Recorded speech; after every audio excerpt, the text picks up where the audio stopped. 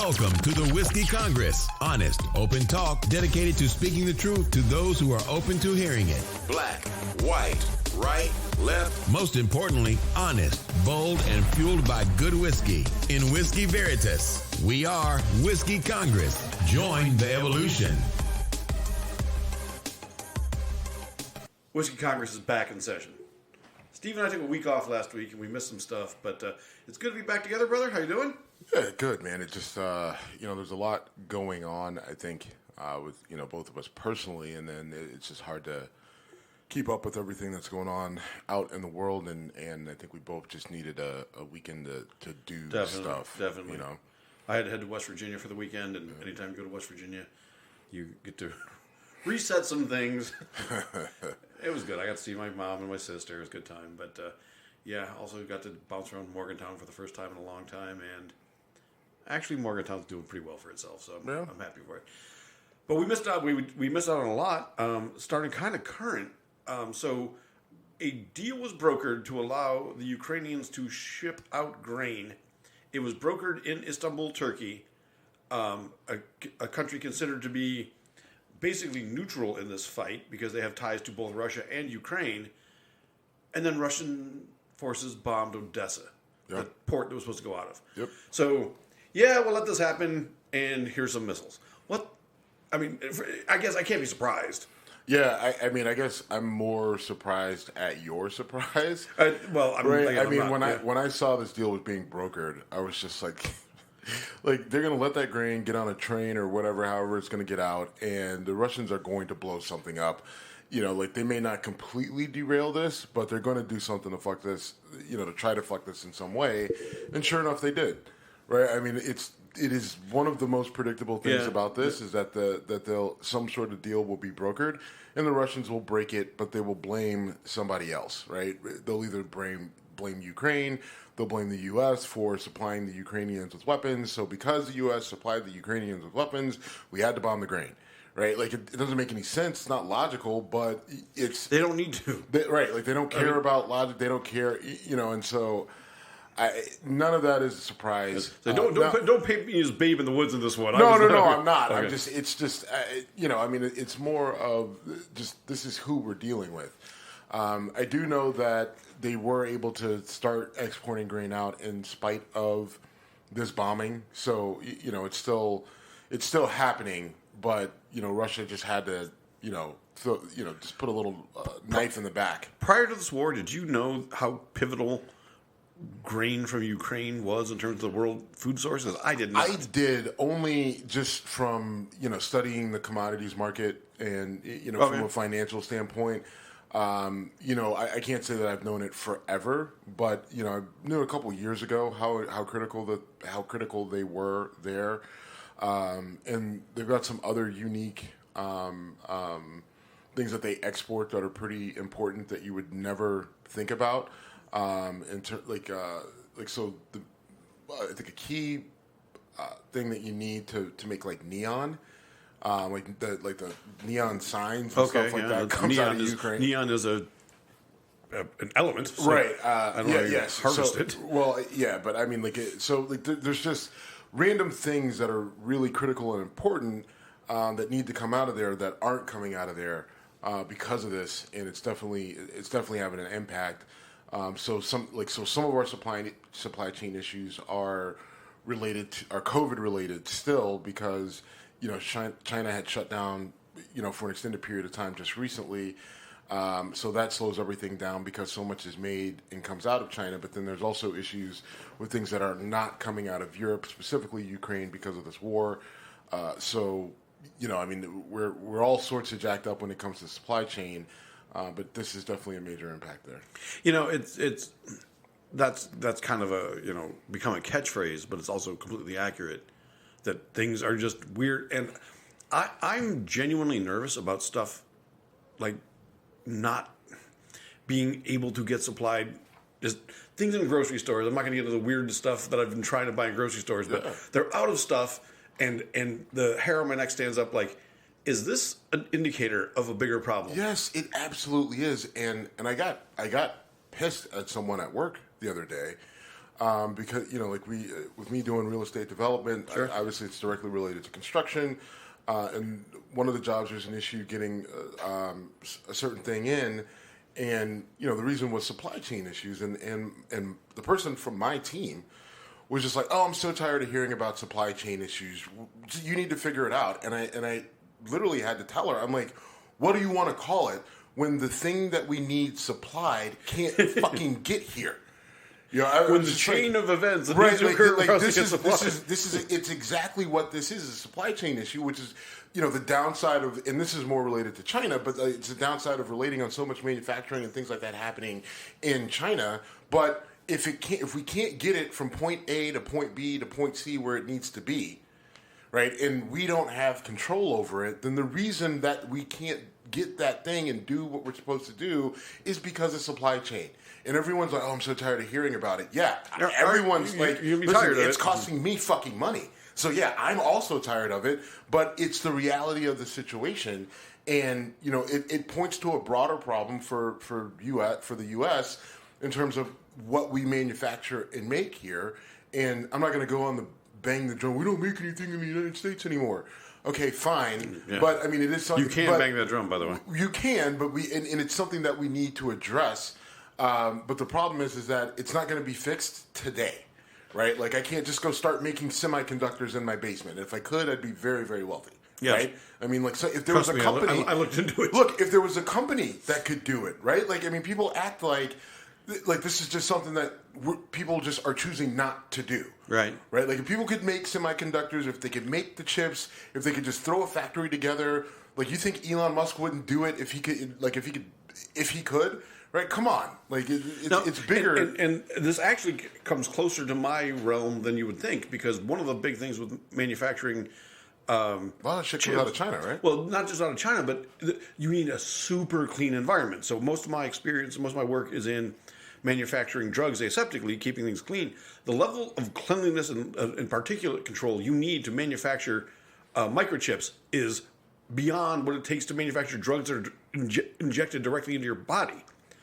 Why are you laughing? I will tell you after the show. Okay. Because my house is not exactly... Okay, fine. Fuck you. Who's next? I did not want to bring it up. Look, I'm well aware of what my kitchen looks like, all right? It's just funny, like, you have to work in these environments that are so clean, and then you walk into your house, and you're like, what the fuck? That is not wrong. That is not wrong. Sorry. No, don't. It just dawned on me. It literally just dawned on me. Like, that's where you work in these environments that are so clean. I have lived with this irony for 20 fucking years. Ooh. You think I don't know it? You think I don't know? It's almost a relief. I come home like, I don't need to worry about this at home. Moving on. I'm sorry. You're not. I am. No, you're not. No, you're definitely not. You're not at all. Not at least. Okay. All right, man. We have, we didn't talk last week. A lot happened in the week we were gone. The whole January 6th thing has been, it just keeps getting crazier. Yeah. I mean, you and I kind of got into it the last time we recorded, because I said it's gotten worse, and you were like, "No, it's been this bad. I've recognized this from the beginning." But some guy wanted to fist fight Mike Flynn in the fucking Oval Office. That's fucking wild. It's gotten worse. It has gotten worse. I mean, I think what we're like, it's as bad as we thought. Like, to me, so you have to understand, for me, the reason why I say it's not gotten worse is that for those people to storm the Capitol and the things that happened on January 6th, to me, it couldn't get any worse, right? The only next step That's really bad. To me, the only next step to worse is literally like an actual, like, full-on war, right? Like civil war, shooting, neighbor shooting neighbor, sort of deal. Like, that's the next step. And so, like, to me, like, it can't get much worse unless we take that step. And when they the thing that sticks out in my mind, there are two things from January 6th that burn a hole in my soul. One is the guy walking in the U.S. Capitol building with the Confederate flag, right? And people just, like, fine with it. People who call themselves patriots just absolutely fine with it. Like, how do you not tackle him and beat him with that flag? And then the people who took down the American flag and raised the Trump flag at the U.S. Capitol when that happened. To me, there was nothing worse. That was literally, and I've said this multiple times, if those people were from another country, if it was just a majority black crowd doing the same thing and raising a Black Lives Matter crowd, right? Like we would have wanted special forces to go in and wipe them all out, right? But the idea that it's just and people are just like, oh, the people who tried to make excuses for it, trying to justify it or trying to sweep it under the rug or say it wasn't that big of a deal. Obviously I have serious issues with those people, and now we're seeing how we got here, right? And now we're seeing the behind the scenes, the inner workings of how we got here. And I think there were so many indicators that none of this is a surprise to me.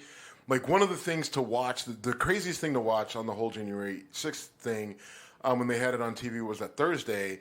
With the outtakes of Trump trying to give a speech, right? Yeah, 3-minute speech. Yes, that took yes. An hour and a half. I meant to bring that up to you the other day. Yeah, 3-minute speech that took an hour and a half for him to finally get down and record, and he refuses to acknowledge that the election is over. He refuses to acknowledge that there's going to be consequences for these people's actions, right? Like and it's all just a show.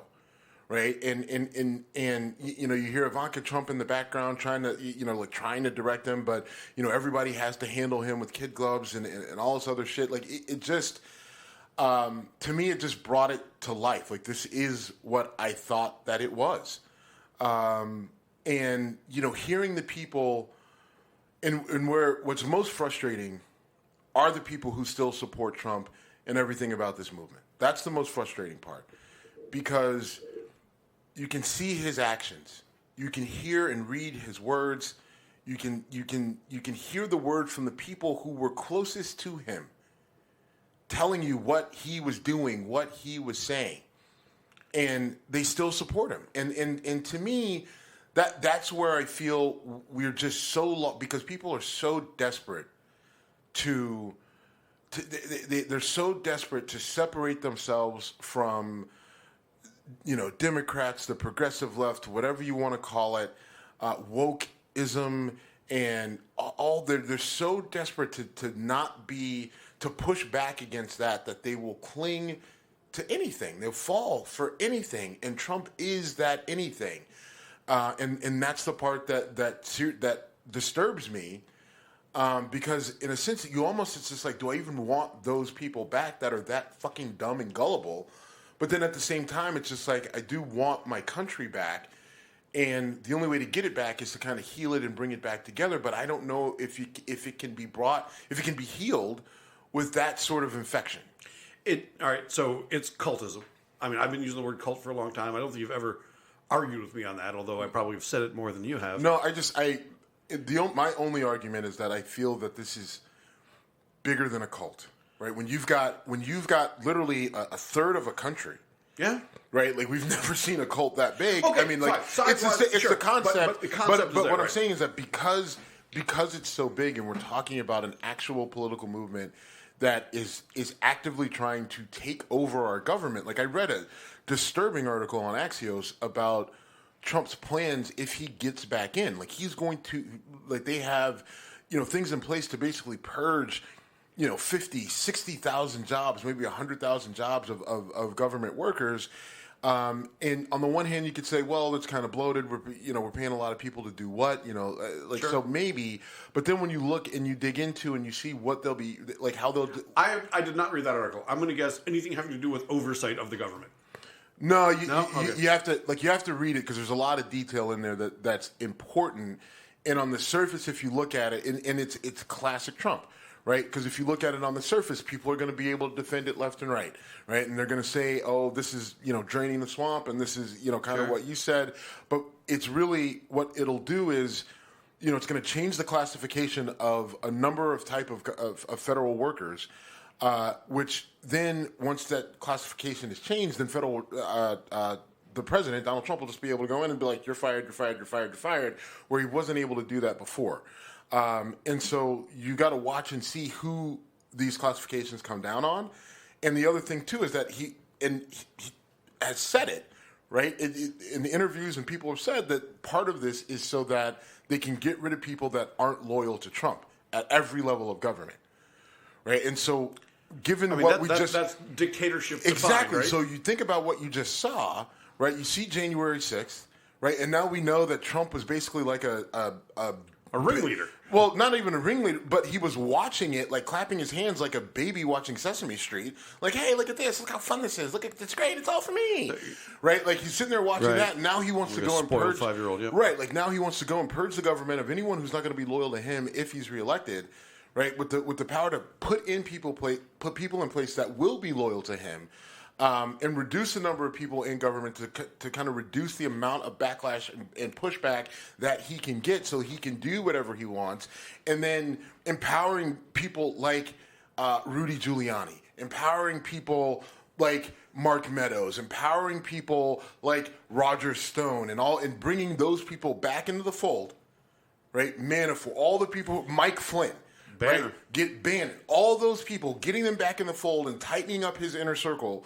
Right, so then, now they're coming in, right? If you thought they were pissed off when they got into office back in 2016, right now with everything that's happened since then, they're going to be even more pissed off.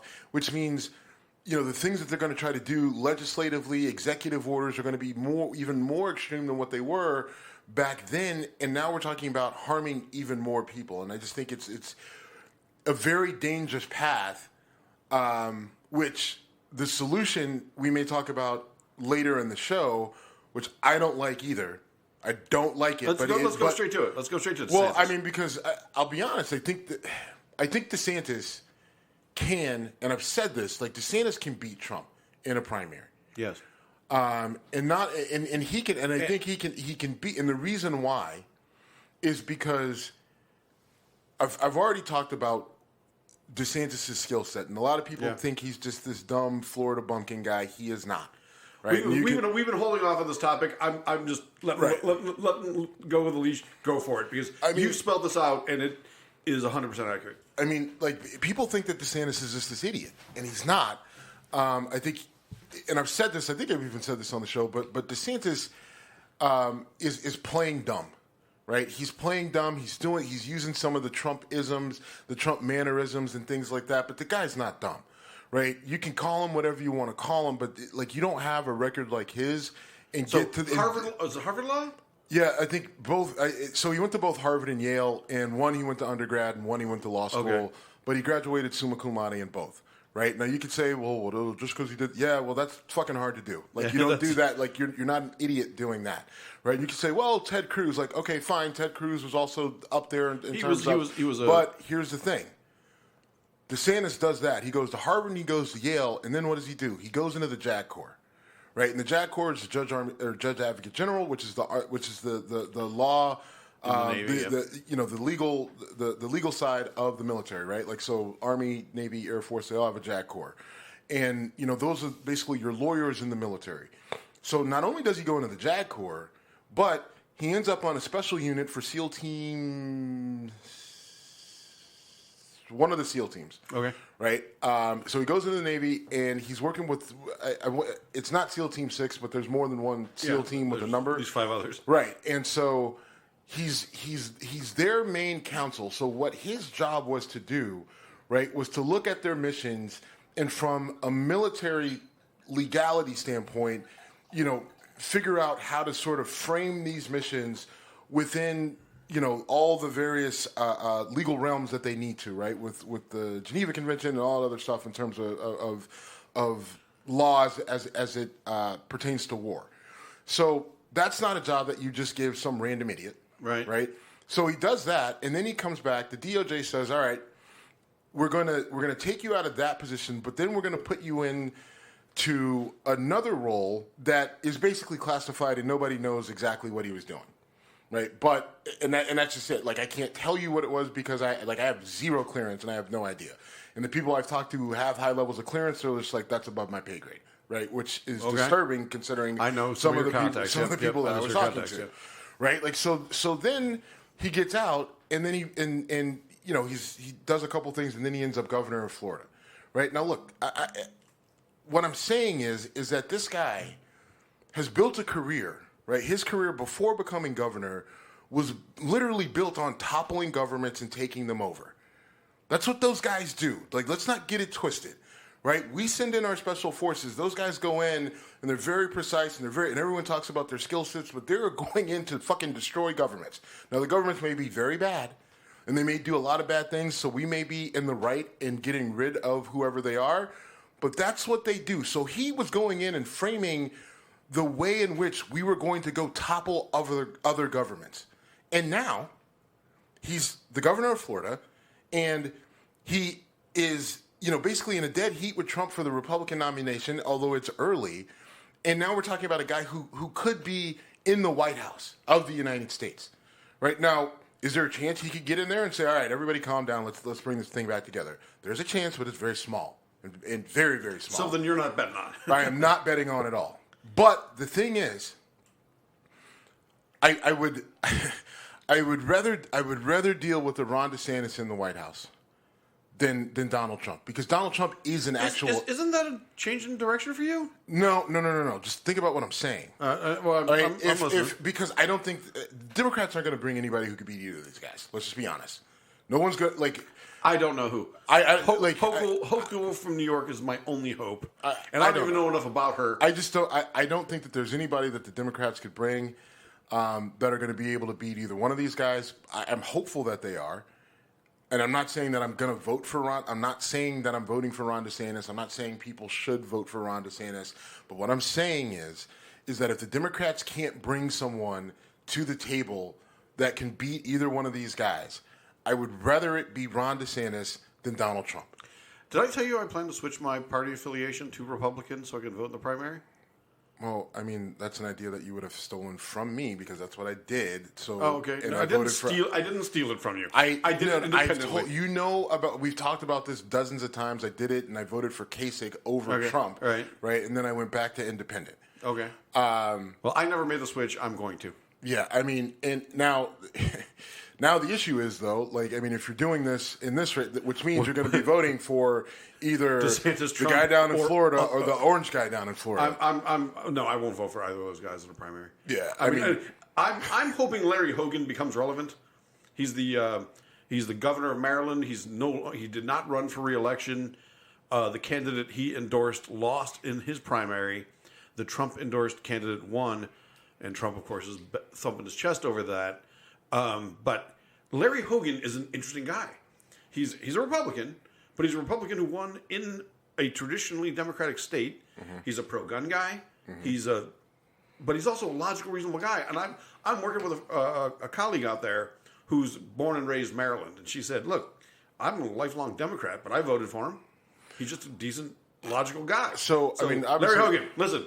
I've spent a lot of time in Maryland as well. I've actually had to work directly with Larry Hogan's family. Oh, I didn't know that. Because they own a fair amount of real estate in the state. I never worked directly with him, but his brothers and his family actually was working on a deal before I left the company I was working with. Was working on a deal for property that their family owned. So we dealt with their family lawyers and things like that. So I got a lot of insight into the Hogan family and the way that he operates. And I agree, he's a very interesting guy. I think that he will gain some support. The question is, can he he lacks the firebrand mentality. Right. Well, and the question is, there's one of two things that happen. Either Trump and DeSantis beat the shit out of each other, and Hogan's able to come in late and sort of beat them both. Okay. I doubt. I would love it, but I'm not optimistic. Right. Or that Hogan already gained sanity. Well, what happens is that it's tight between DeSantis and Trump, but Hogan takes votes away. But the question is, who does he take votes away from? So if you're voting for Hogan, then I would think that chances are he's probably taking away votes from DeSantis. Probably. Right, because I doubt you would go, well, I can't vote for... I don't want to vote for... I don't know. You know what I mean? I know what you're saying, and I'm jumping back and forth in my mind because I can see people saying, "All right, enough, Donald. We're done with you. You lost the election. You still can't fucking admit it. We're seeing more."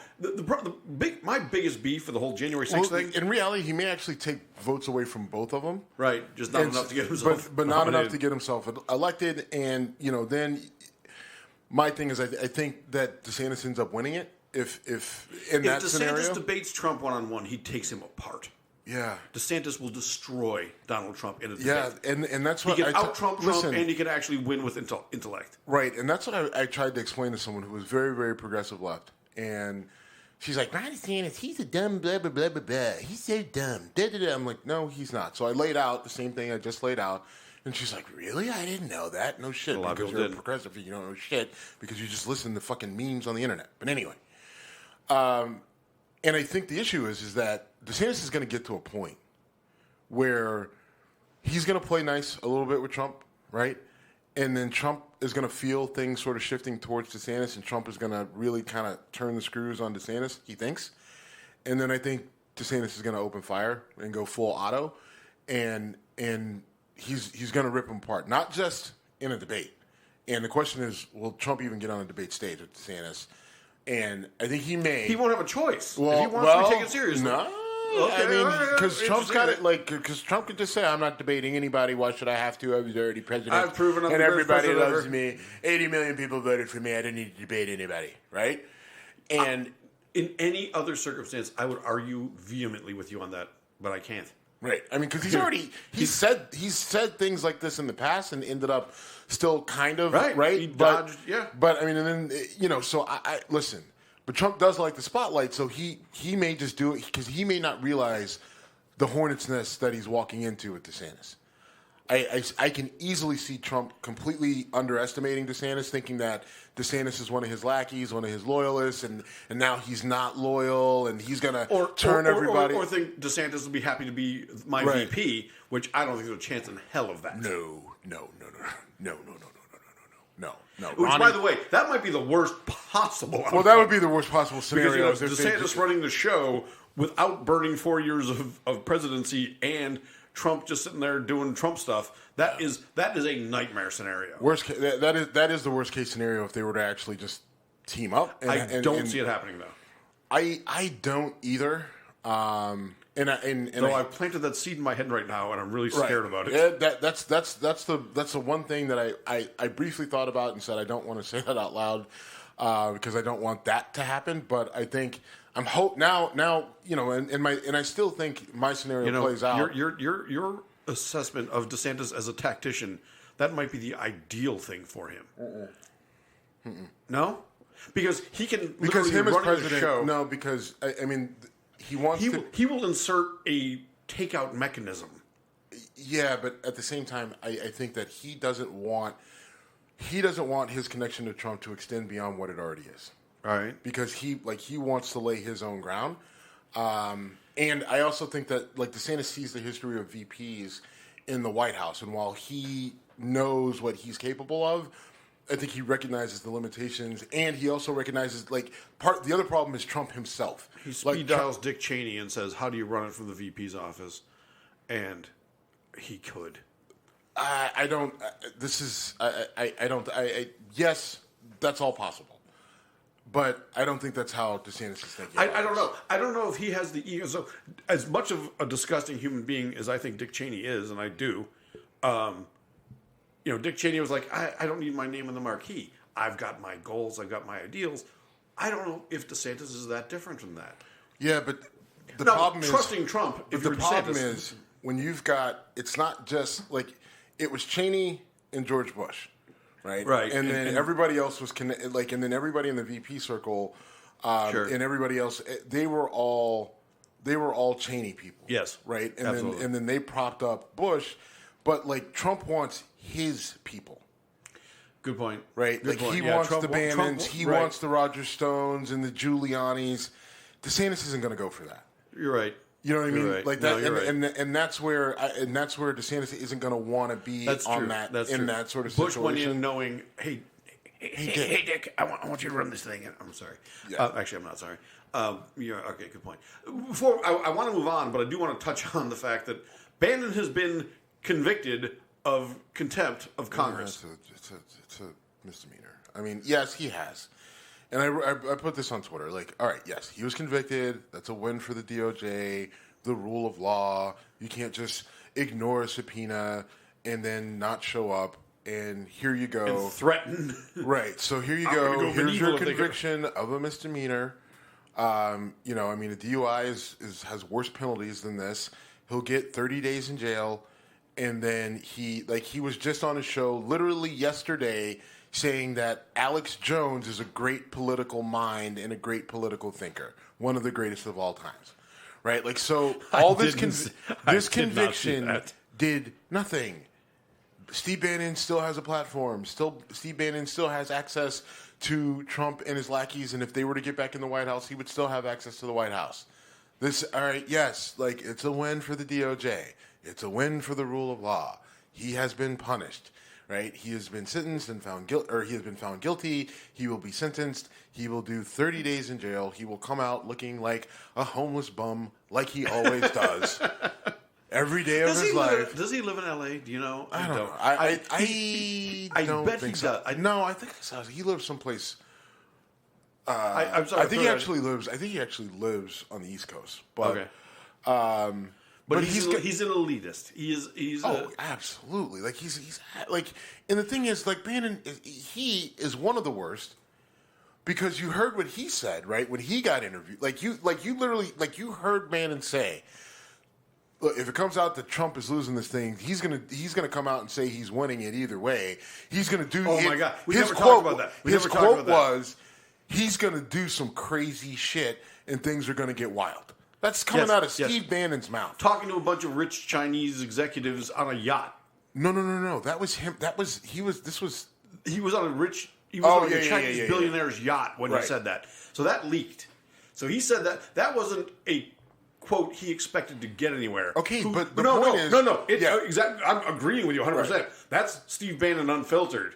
And he was like, he laid out what was going to happen on January 6th.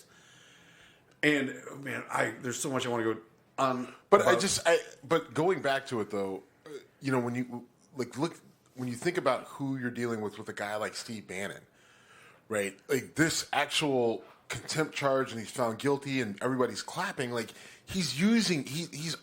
all he's going to do is going to come out of jail, right? Because they're going to sentence him to 30 days, right?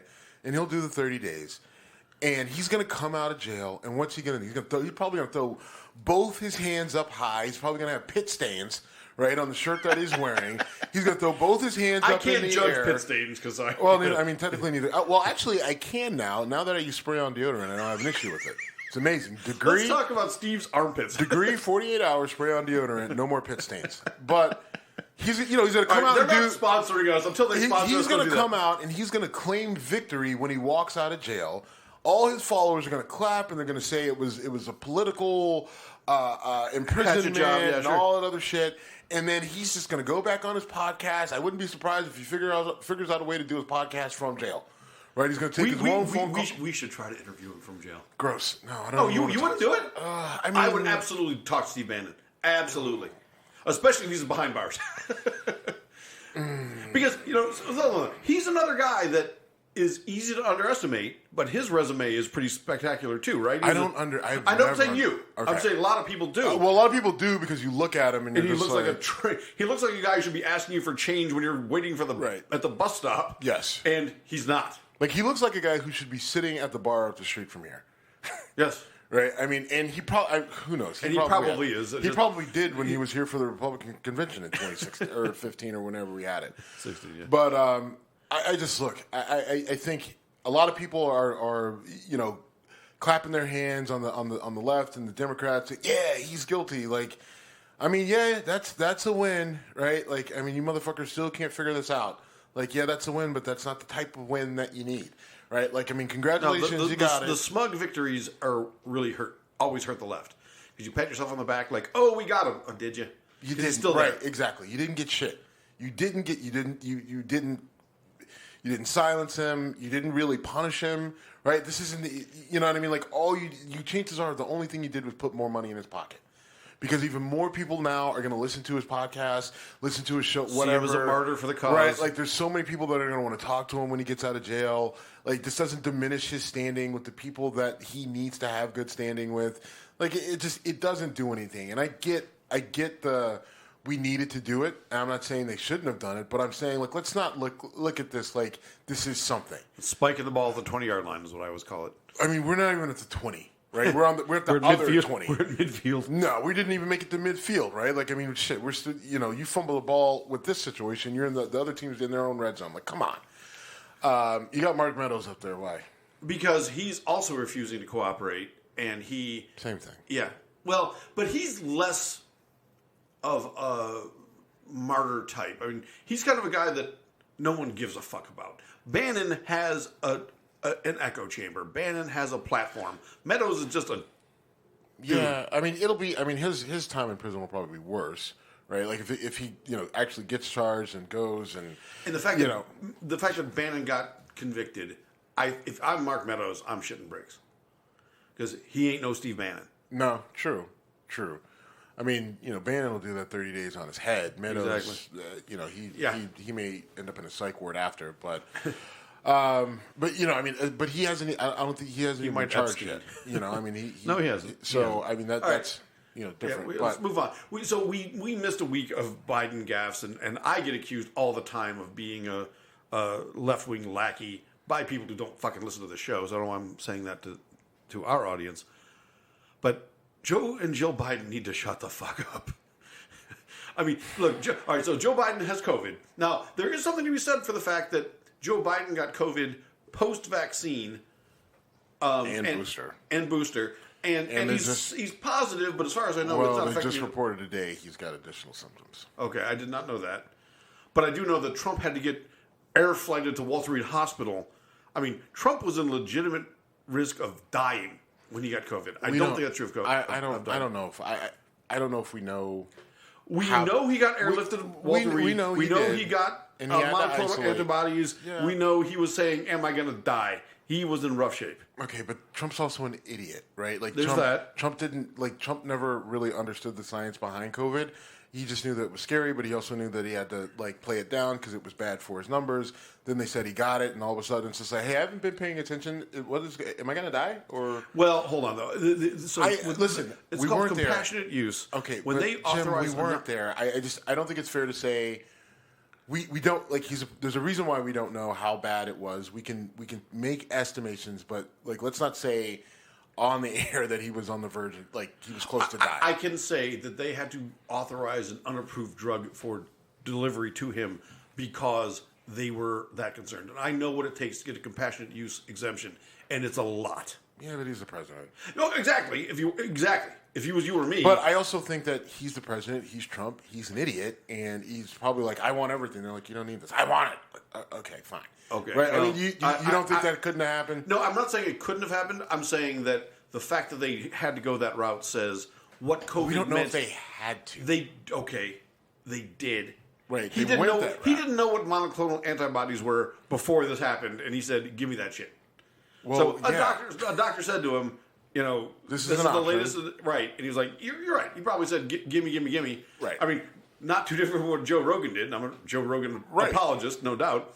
And Joe Rogan has the money. So, all right. In any event, yeah. I mean, here's the deal. Biden isn't clinging to a hospital bed right now. I don't know. He's isolated, and again, they said today that he's showing additional symptoms. And if he loses a sense of smell, will he still grab women's hair? That's my question.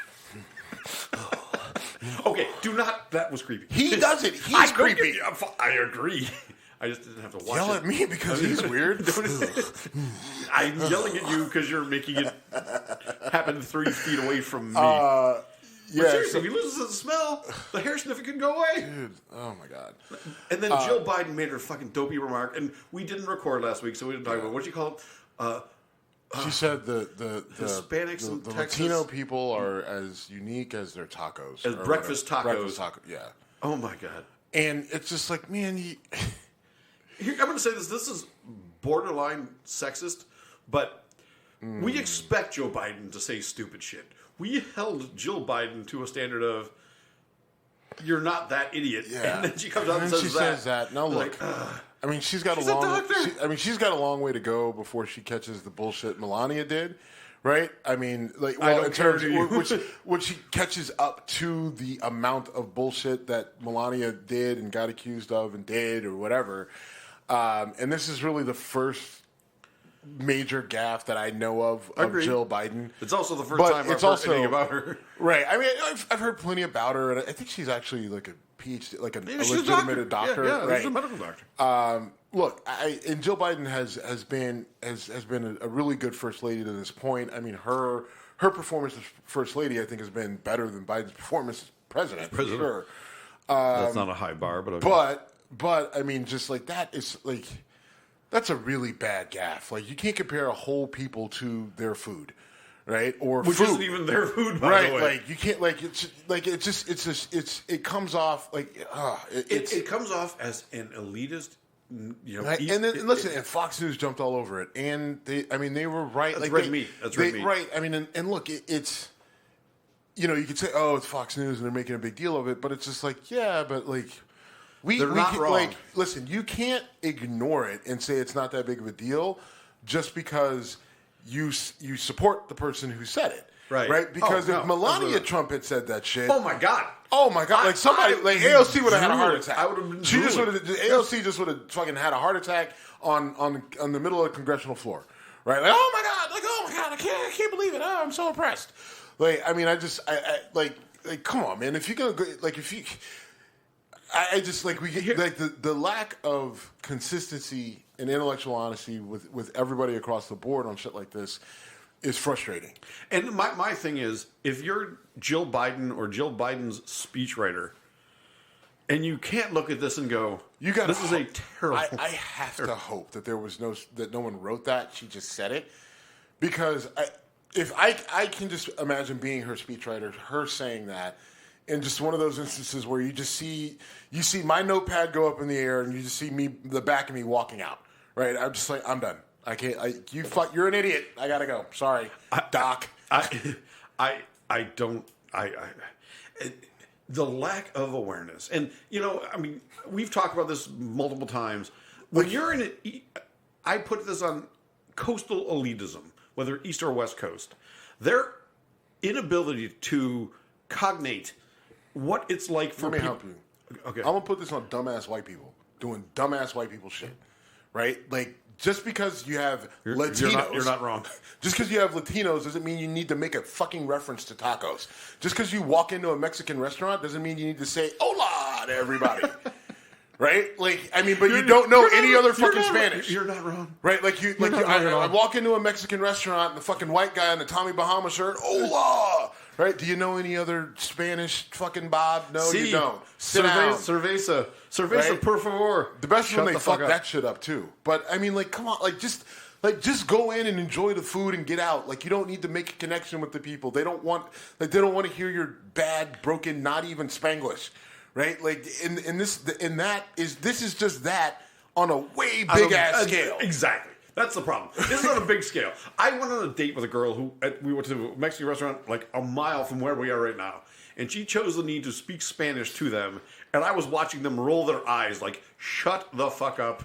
You don't. And now, listen, where I will give her credit, if she was actually speaking Spanish, that's better than a lot of people. She was saying words. I don't know. But she was saying words that were Spanish. I didn't know, so she's better than me. But I can tell you the reaction of the staff was like, don't do good this. For you. Stop it.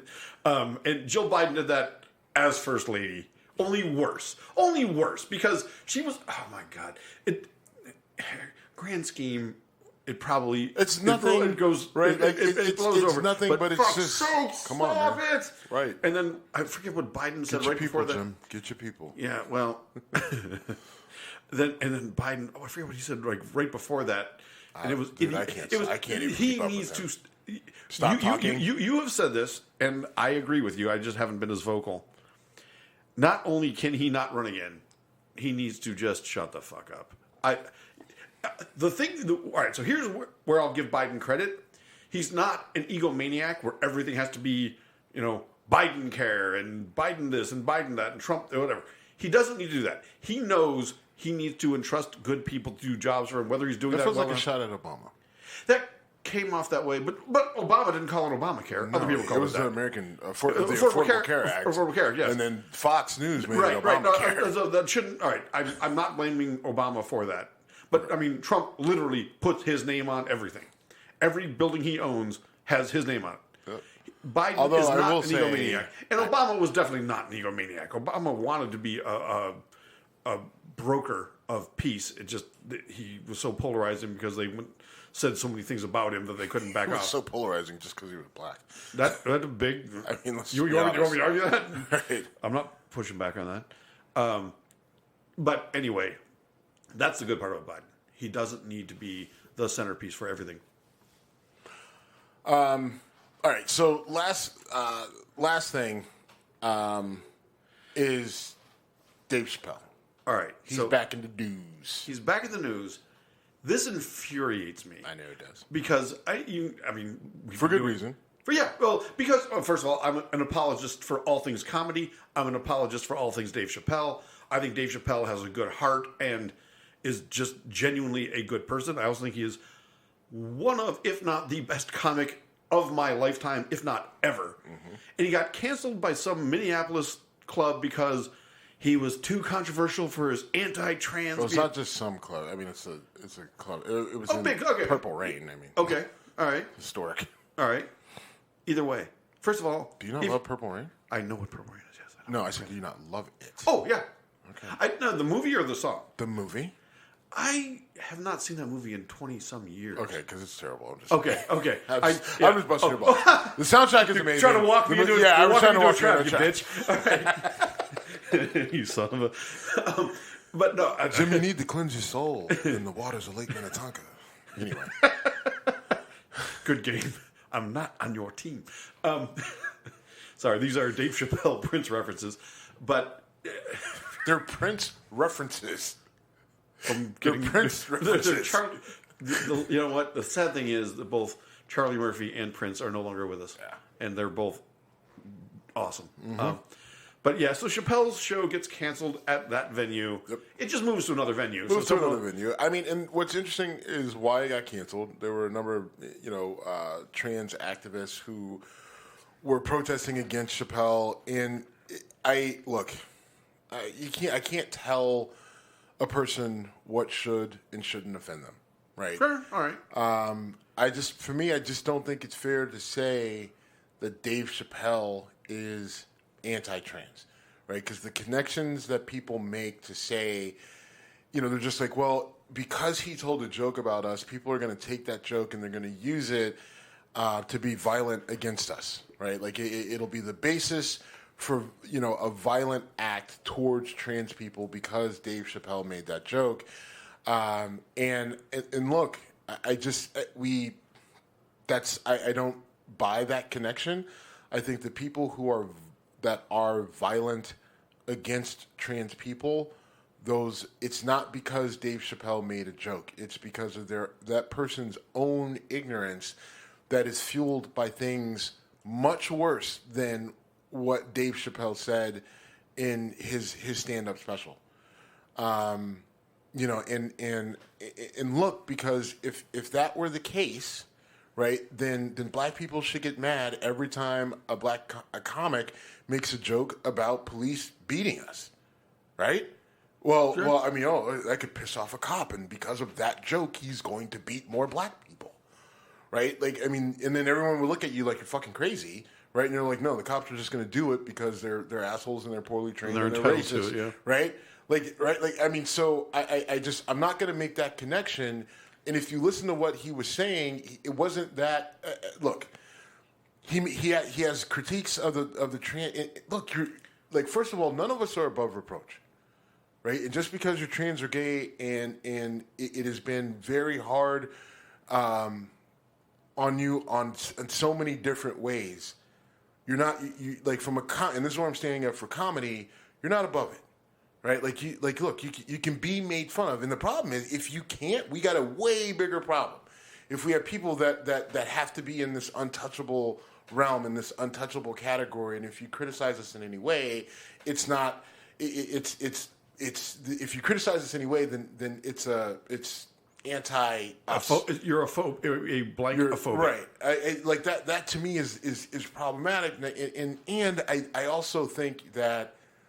Even though you say Dave Chappelle isn't an ally, I think he's one of those people where if somehow they needed him, he would be one of the people that would show up, right? Where you got a 100%. lot of people who say that they're allies, right? And they're all about the song and the dance and getting the attention, but then when you need them, they're nowhere to be found. And I think there's a lot of gay people and a lot of trans people who can speak to that, the people who use the LGBTQ platform to elevate themselves, whether it's politically or in the media or whatever. But then when their issues really come to light and they really need help and support, those same people who use the LGBTQ platform are nowhere to be found. And so Dave Chappelle is one of those people who just, I guarantee if there was a way to measure it and they needed him, he would be there. And the other thing is, all this happens, Dave Chappelle moves his show, and he's like, look, they have their right to be upset with me. I understand it. I accept it. We move the show. We'll do it somewhere else. You know, let those people speak. Let them have their mind, but I'm going to do my show over here. I think he made one reference or a joke about it or whatever at the show. But Dave, everyone who criticizes him, he says the same thing. Like, look, you have every right to do that, and I'm not going to stop you. I'm also not going to be mad at you because of it. And he's like, all I'm asking is for that same freedom to say my piece. All right. I agree with everything you just said, and I'll say, if you get that bent out of shape about a comic, don't go to a show. That you have every right to not go. If you want to censor comedy, I have a huge problem with that. Because censorship in general I have a problem with. But to me, and I know I probably overstate this, but to me, comedy is the last bastion of truth. It's the last place where you can say, okay, you know, it's not politically correct, it's not whatever. If you need to be comforted by stand-up comedy, fuck off.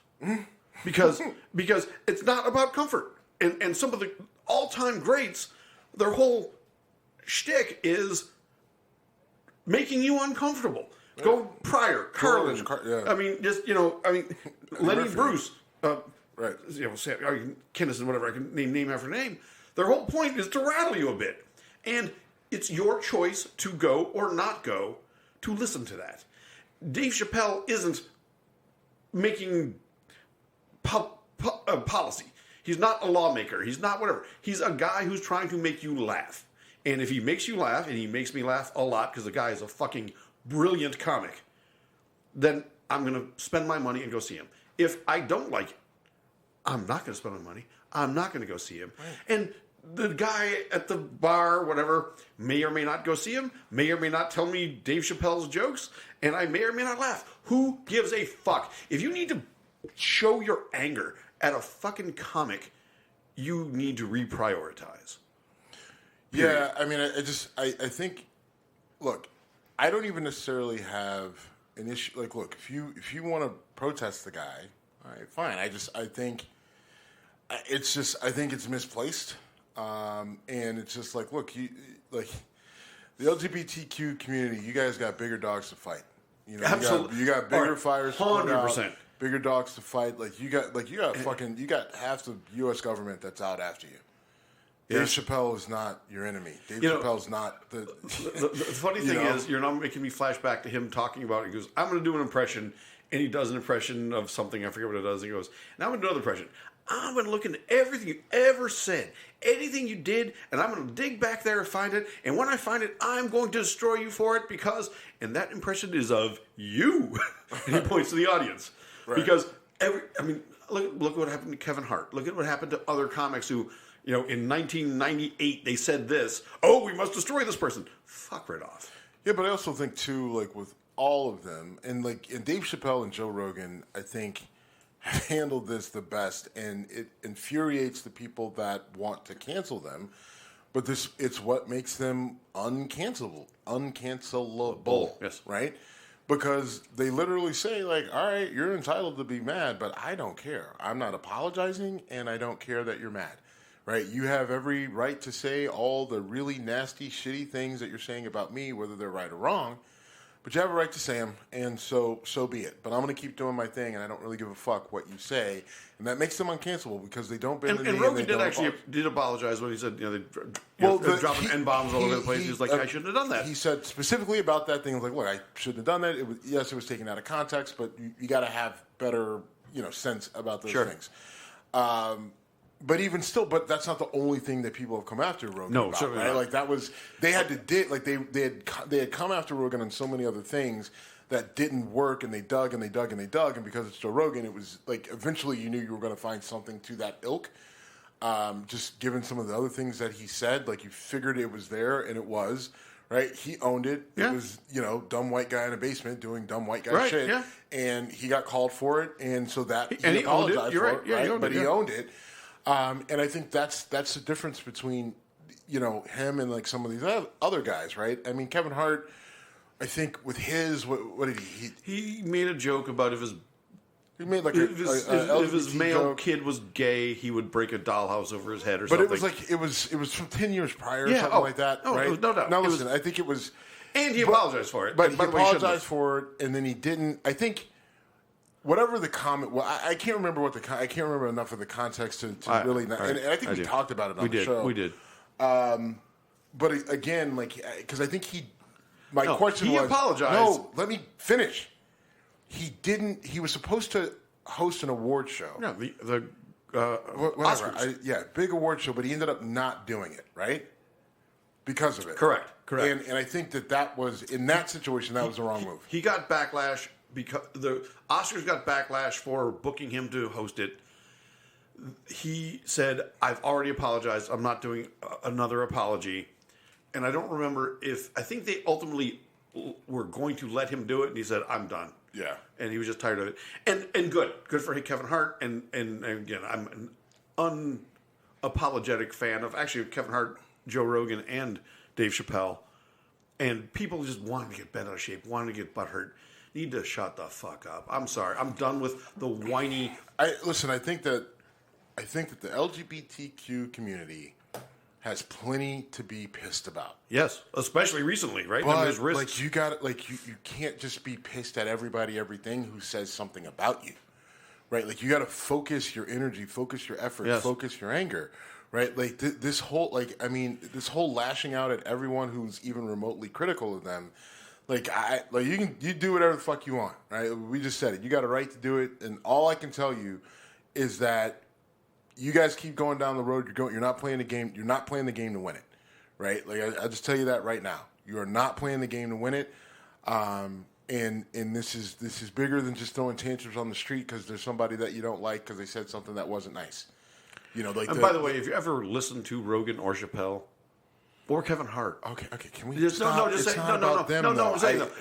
you want to go after them, you're missing the point because you didn't listen to what they actually said because it actually was not an attack. Right. Yes, but you have bigger issues, and and not just in terms of like federal government and how people are trying to change laws like that. That's huge, but just even with the dangers around you, right? Yes. Like the people like Dave Chappelle is not going to go out and kill a trans person, right? But there are people in communities all over that actually pose a danger to you, and those are the people that you need to be exposing and making sure that you and your friends and the type are safe, and then making sure that you have allies around you that will actually show up and fight for you. Right, because sometimes I get with people just assume that I am anti this or anti that. People, I've had multiple gay people tell me, "Oh, we thought you were actually we thought you didn't like gay people. We thought you were anti-trans." Muscle bound black guy who because being black, you're often assumed that There's a lot of assumptions made. Yep. But I just not too long ago I got called. A friend of mine reached out and she's like, "Hey, I got a trans friend who's going to be performing." At this club and just really need someone there because she's been attacked before. And I said, yeah, sure, I'll show up. All right, what the fuck do I got to lose? So I showed up. You're unpaid security, basically. Yeah, I You've really been paid security in the past. I've been paid security, right? I actually bought her wings. Well, actually, they were my wings. I just shared them with her. I should say that. So either way. But, we went. It was fine. Like, there was a little bit of an issue with the bartender, but it was minor. But, yeah, I mean, I think my point is, look, I get you want to throw a tantrum about Chappelle and you think you did something, but you got bigger fish to fry, not only above your head in terms of government and what's going on, but like right in your own backyard. So you need to fortify that shit. Stop worrying about Dave Chappelle and some joke and jokes, and start you got your fucking life, right? Is in danger at any given time with some of these psychos that are out there, and that's the sort of shit you need to start figuring out, right? Throwing tantrums in the street over a fucking comedy concert, I mean, all due respect, is a waste of goddamn time. Yeah, I'm not going to argue with you on that. I went and saw Bill Squire do a stand-up bit last night. It was fun. He's got a new special coming out on September 2nd, so if you get a chance to go to the Funny Stop, I'm throwing Bill Squire a bone. Where's the Funny Stop? It's in Cuyahoga Falls. Ugh. I don't know if I'll make it there or not, but anyway. But I'm doing it. Look, I like Bill Squire. He's a funny show, guy. Funny guy. I'm not driving out to Cuyahoga Falls. I understand. If we end up going out there, I also admitted to my sister I smoke weed now. So let's throw that out there as a random thing. We are at Whiskey Congress on Instagram and Twitter. Thank you for listening. We are done.